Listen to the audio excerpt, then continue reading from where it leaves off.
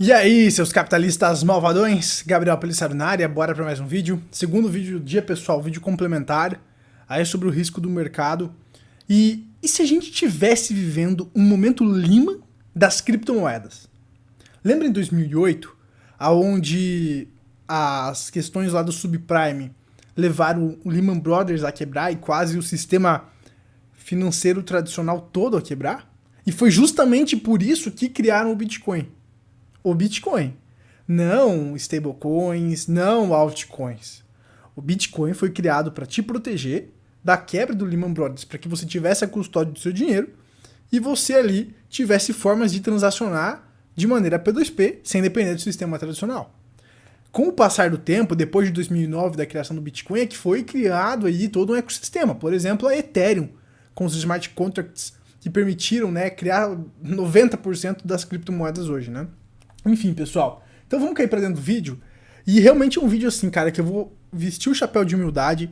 Eu adoraria atacar assim, fazer vídeos assim, tipo, super otimista, pra que é hora de comprar, hora de ficar rico, ou que vai cair, vai derreter, tá? Porque isso dá muito mais view. Aqui no canal eu sempre tento manter a congruência dos assuntos, porque a gente tá falando de dinheiro e quando a gente fala de dinheiro tem que ter responsabilidade, tá? Eu sei que se eu apelasse mais nos vídeos, eu poderia ter muito mais views, porque as pessoas querem o mercado subindo, as pessoas querem notícias otimistas e eu tô sendo já pessimista, gente, por conta da macroeconomia, por conta de analisar os grandes ciclos há mais de um ano, cara. Há mais de um ano que eu tô falando, gente, vai cair, vai cair, vai cair, nem eu me aguento mais, tá? Mas enfim, pessoal, vamos cair pra dentro então, eu vou vestir o chapéu da humildade, beleza? Porque realmente eu não sei o que vai acontecer, tá? Eu não sei se vai cair ou vai subir agora, mas eu quero trazer algumas pautas importantes para vocês refletirem. Então vamos lá, o Lehman Brothers, quarto maior banco de investimentos dos Estados Unidos, pediu concordata após incorrer em perdas bilionárias em decorrência da crise financeira global. Temores de que a carteira de ativos do banco, em grande parte acordada em valores hipotecários, valia muito menos do que originalmente era estimado. E isso minou a confiança da instituição de 158 anos. Então, era uma instituição antiga, que tinha nome, mas uma cagada, às vezes movida por ganância, por filho da P mesmo, fez esse banco quebrar. Né? Então, no ano passado, essa matéria aqui é de 2008, tá, pessoal? Setembro de 2008, tá? Então, as ações do Lehman caíram 95%, né? E aí, o resto da história, a gente sabe que o banco quebrou e muita gente ganhou dinheiro com a queda e tudo mais. Então isso foi um problema no mercado tradicional. Vários bancos tiveram problemas de liquidez. O Fed teve que intervir nos bancos, senão os bancos poderiam quebrar num efeito cascata. Isso a gente está falando de instituições absurdamente grandes, pessoal. Bancos americanos. Quase quebraram em 2008. O contexto macroeconômico hoje é delicado, né? A gente não está descartado ocorrer um problema de liquidez no mercado financeiro de novo. Algumas semanas atrás, eu falei aqui no canal do Reino Unido, que os fundos de pensão no Reino Unido quase tiveram problemas e quebraram porque faltou liquidez. Porque os títulos dispararam e as garantias que eles tinham lá em derivativos começou a cair, porque é inversamente proporcional. Então aqui, pessoal, a gente está falando de bancos tradicionais. Será que a gente não pode aprender algo e colocar isso nas criptomoedas? Esse vídeo aqui, eu até pensei em deletar esse vídeo e gravar de novo, tá? Eu sentei um pouco, refleti, e aí eu consegui formar melhor as ideias, pessoal, porque a gente fica na corrida do dia a dia, às vezes é fogo. Mas aí, formando um pouco as ideias, eu achei, pô, vou deletar esse vídeo aqui, da FTX decretar falência, e vou fazer esse vídeo agora que eu tô fazendo pra vocês com uma análise mais densa. Mas como eu não quero ficar deletando vídeo e levantar... o Gabriel fica deletando vídeo, então eu vou deixar lá e vou fazer algumas complementações, né? Nem sei se essa palavra existe. Então, a FTX, como vocês já sabem, acho que era a segunda maior exchange do mundo, ela decretou falência. 130 empresas foram afetadas, tá? Há uma semana atrás, ninguém imaginava isso. Ninguém imaginava que isso ia acontecer. Aqui, pessoal, tá as empresas que estão ligadas com o Sam Bankman-Fried, esse cara aqui que tá ferrando o mercado todo. Então aqui tá algumas empresas ligadas. E isso que me preocupa, pessoal. Porque isso aqui poderia ser um início, poderia ser um momento Lehman de um efeito dominó. Eu havia comentado sobre isso por cima no vídeo anterior, mas uma coisa que passou despercebida é que existe uma suspeita que as stablecoins também têm problemas, tá? Tem fragilidades. E aí eu quero que você observe e entenda o porquê que nesse momento eu tô muito conservador e tô preocupado, cara. Eu tô com dor no corpo, velho. Então, assim, eu tô realmente preocupado porque é um momento que a gente nunca viveu, tá? Nessas proporções. Porque além de ter um grande problema macroeconômico, o mercado de cripto tem os seus próprios problemas. Né? Pois é.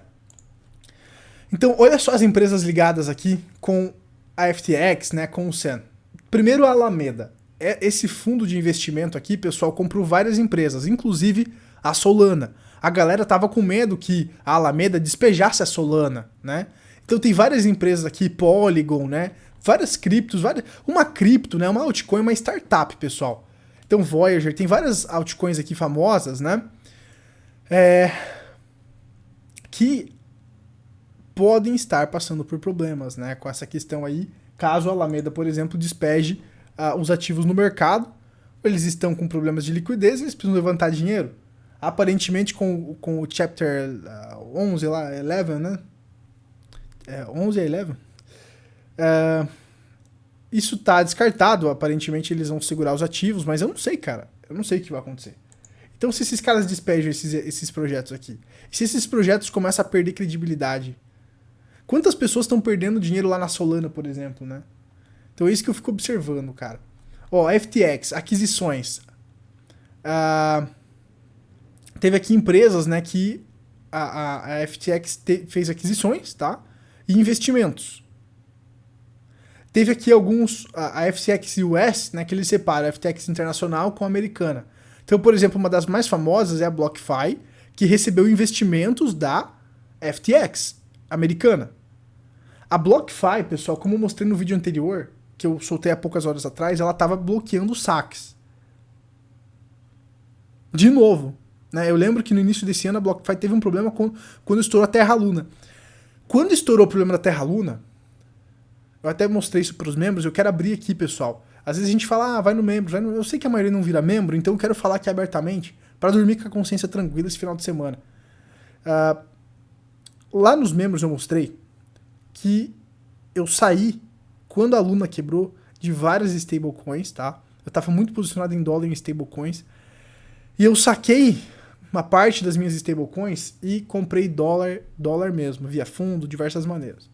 Então, mandei uma parte para renda fixa em real, eu tirei uma parte das minhas stablecoins e deixei uma pequena parte nas exchanges de stablecoins para quê? Por exemplo, agora, a gente pode ver um rally nas criptos? Podemos, porra. Eu falei que a gente vai acumular, eu acredito que a gente pode acumular aqui, certo? Eu acredito que a gente pode ficar acumulando, mas eu falei com um amigo meu, Felipe, e ele falou, cara, a gente tá aí, olha, Elliott, não sei o que lá, a gente pode ir sim pra $29 mil. Aí o que eu vou fazer esse final de semana? Eu vou estudar mais Elliott para entender por que algumas pessoas estão achando que vai pra $29 mil. Eu, olhando fundamentalmente, eu acho difícil. O que me ajuda a achar que isso pode acontecer, porque o dólar index está caindo, o dinheiro está saindo do dólar e está indo para ativos mais especulativos, e a gente está tendo um rally, por exemplo, lá no S&P. Então isso poderia ajudar o mercado a surfar um rally de alta. Legal. Só que, cara, quando eu olho aqui o risco do mercado cripto de maneira objetiva, aí eu começo a ficar preocupado novamente. Então, eu tenho uma parte em stablecoins nas exchanges, por exemplo, ali na Bitfinex, para quê? Para eventualmente eu fazer uma entrada aqui, tá? Eu não descarto fazer uma entrada, tá? Eu achava que, cara, o preço poderia testar esse fundo aqui, daí sim eu fazer uma entrada, né? Mas sei lá, eu não sei o que vai acontecer, para falar bem a verdade. E aí eu tenho essas stablecoins para fazer essas posições, mas a maior parte dos meus ativos estão em reais e estão em dólares em instituições tradicionais, tá? Pouca parte tá ali em exchanges, em stablecoins. Então, é isso que eu quero que vocês observem, porque eu sei que tem muitas pessoas que estão muito em stablecoins. E aí, pessoal, principalmente em stablecoins em exchanges. Por exemplo, a galera que estava na BlockFi, na FTX, agora está tendo problema. Mas amanhã pode ser outra exchange, eu não sei. Eu não sei como é que tá o balanço das exchanges, para falar a verdade.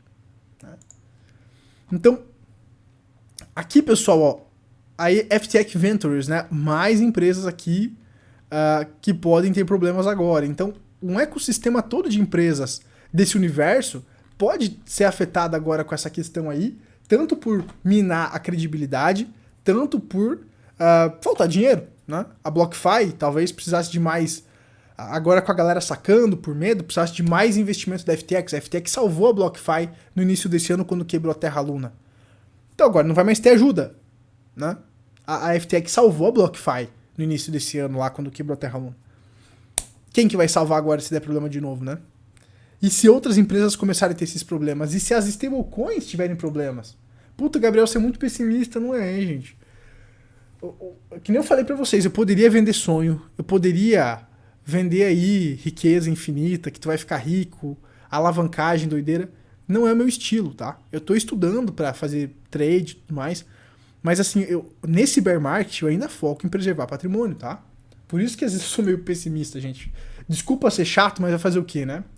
Então, aqui, por exemplo, a Tether, eu até fiz um shorts outro dia falando sobre isso. A Tether, a galera acha o quê? Que eu tenho uma Tether, eu tenho $1 lá no banco, parado. Mas não é bem assim.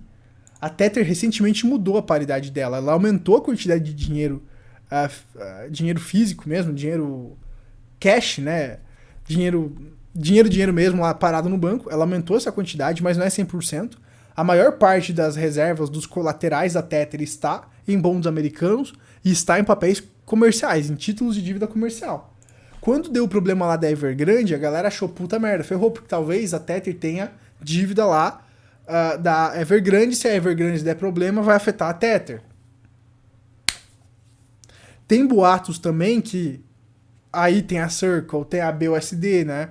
A da Binance, tem a da Circle, que é o USDC, tem a BUSD. Então, a gente não sabe como é que tá os balanços dessas stables, né?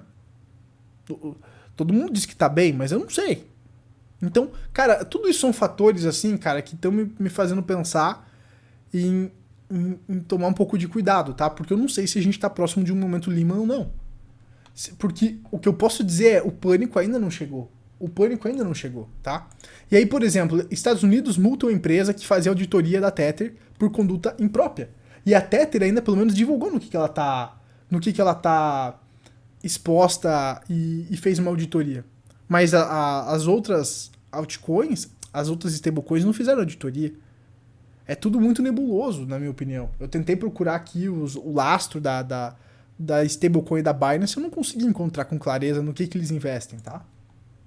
Então aqui, ó, a Fredman recebeu uma multa de 1,5 milhões da SEC.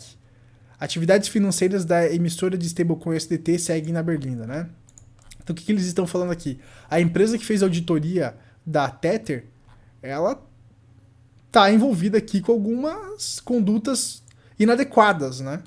De outras empresas. Então, lembra lá na crise das .com que as casas de análise, elas faziam análise do subprime para cima? Quem estudou a crise do subprime sabe.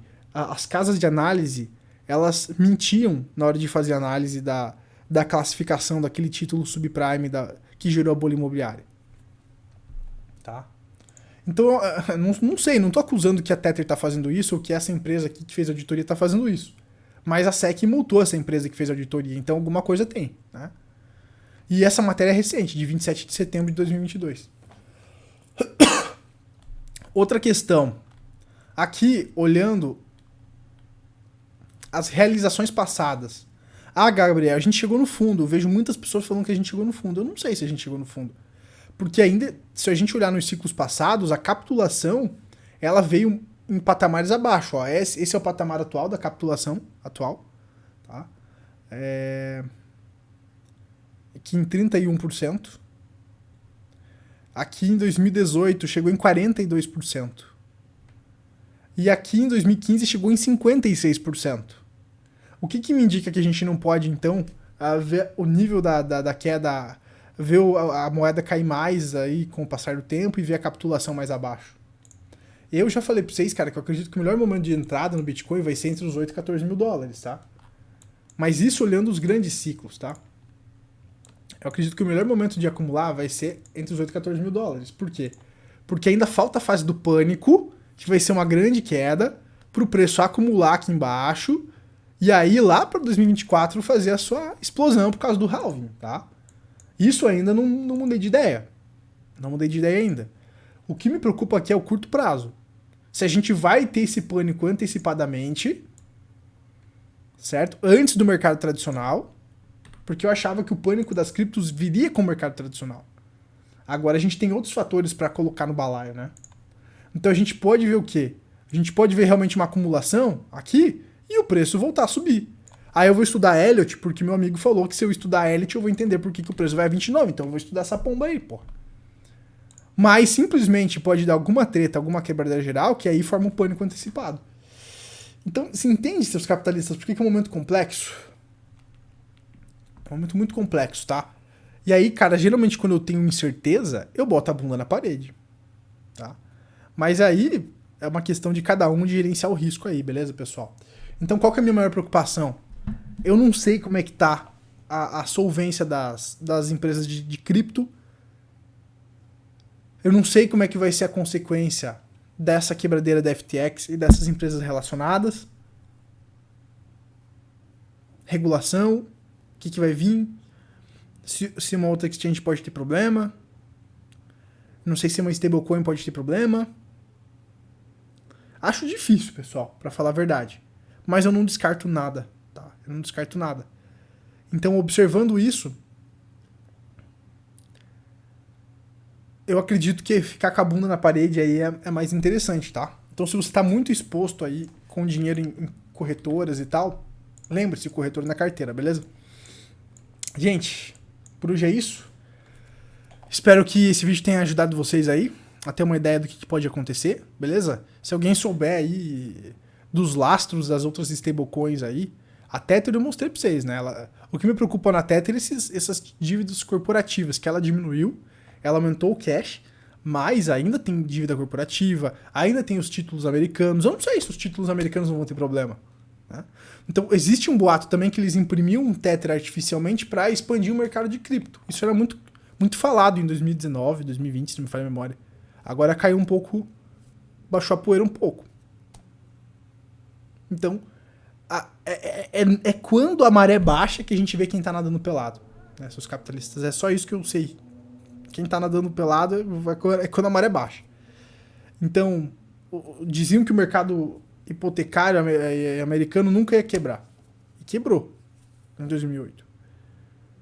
Então vamos ficar de olho aí, seus capitalistas, porque temos fragilidade agora grande no mercado cripto e também no mercado tradicional, olhando a macroeconomia. A gente está num rally de curto prazo na macro. Mas eu não sei se é o último rally para deter a queda, né? Então é muita incerteza, é muito risco. Então fiquem de olho aí e façam um gerenciamento de risco de vocês, beleza, seus capitalistas? Por hoje é isso. Espero que esse vídeo tenha agregado algo aí na vida de vocês, tá? E vamos ficar de olho aí, né? Mas sei não, hein? Forte abraço. Gerencie o risco de vocês. Sabedoria e um ótimo final de semana. Tchau, tchau.